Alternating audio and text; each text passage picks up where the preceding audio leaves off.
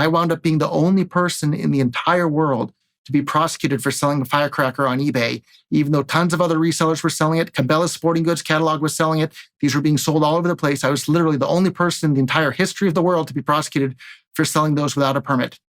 And it wasn't about the fact that I had sold them without a permit. They were mad about the things that I had said. And they even said as much in one of the discussions with my attorneys and the prosecutors and the ATF agents.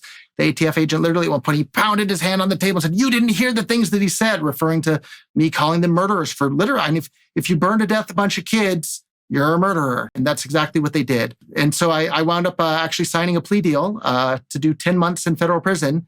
If I had taken it to trial and lost, which I would have because I was guilty of the laws written, I sold firecrackers without a license, I would have done 7 or 8 years in prison. And so at that point, I no longer felt safe in the US. I had been, politically persecuted already. And so literally the day I was allowed to leave the US, I left.